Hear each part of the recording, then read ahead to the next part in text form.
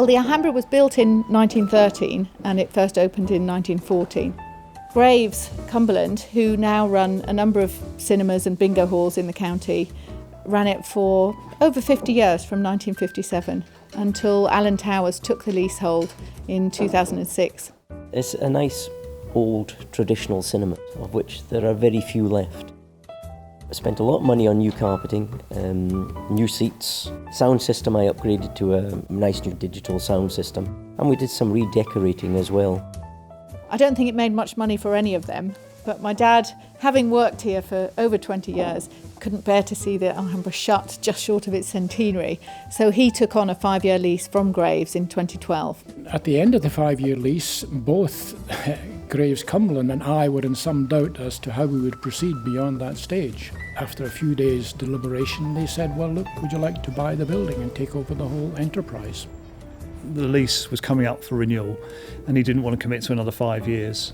We just decided amongst ourselves that it would be a good idea to come and take it on, because there was a prospect of the cinema closing. We decided, yes, we would buy it as a family venture.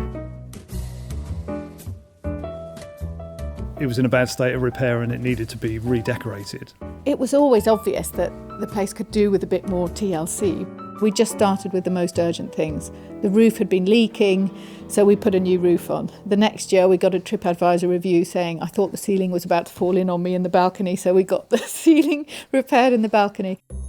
We started on the redecoration of the auditorium in June of this year and used a local company, Keswick Scaffolding, to build the platform. They told us they thought it would take 3 days to do, but they did it in a day. We'd been thinking for a while about a new colour scheme, and we'd been looking around the building to see if we could find any clues to how it had been decorated originally. We found some colours behind the screen, what we think were the original colours of the cinema, and Carol's then worked with Study Interiors to pick some Edwardian colours that match that colour. I did look around in the back to see if I could see any original colours, and it was clear the radiators used to be gold. It was clear there was a bit of green and a bit of red. So I contacted Saudi Interiors.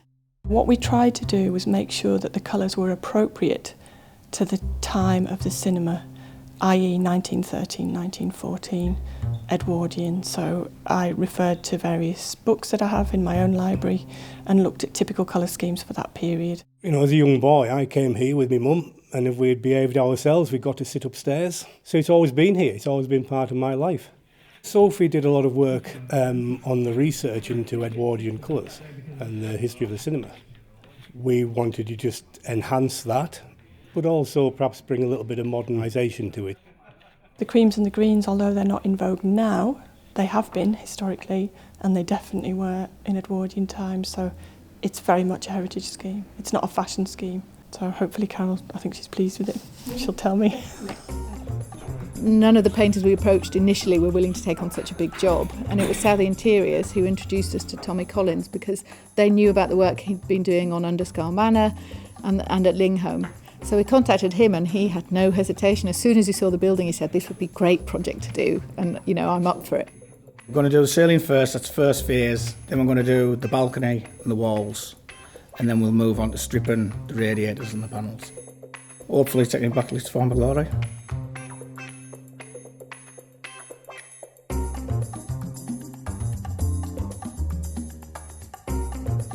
We got some fantastic decorative radiators around the building, and we hadn't realised initially that the panelling downstairs is actually metal because everything's got about 80 years worth of paint on it.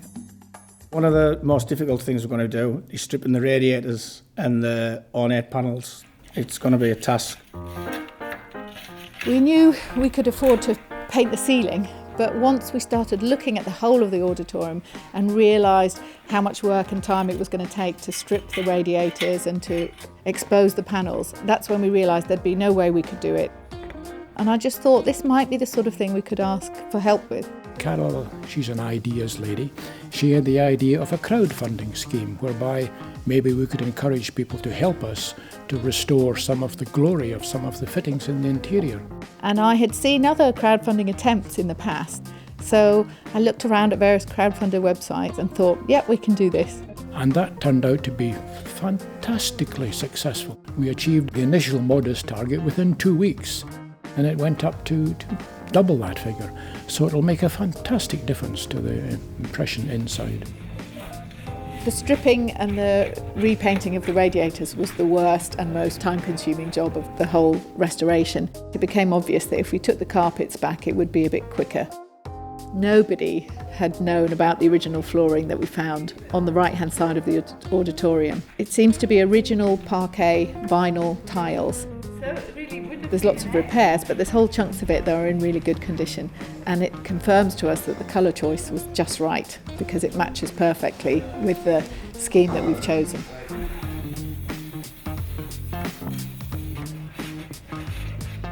The Alhambra was built over a 6-month period for a total cost of £650. It has never closed, and it has been an icon in Keswick for over 100 years. The way a cinema like this should be run is the way it's being run now, which is with like owner-operators. We show mainstream films, we show a lot of small interest films.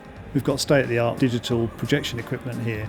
We still retain the 35mm projector, which still works. We also get a lot of interest in live-streamed events such as ballet, opera, theatre. I think there's going to be more of a move towards that sort of thing.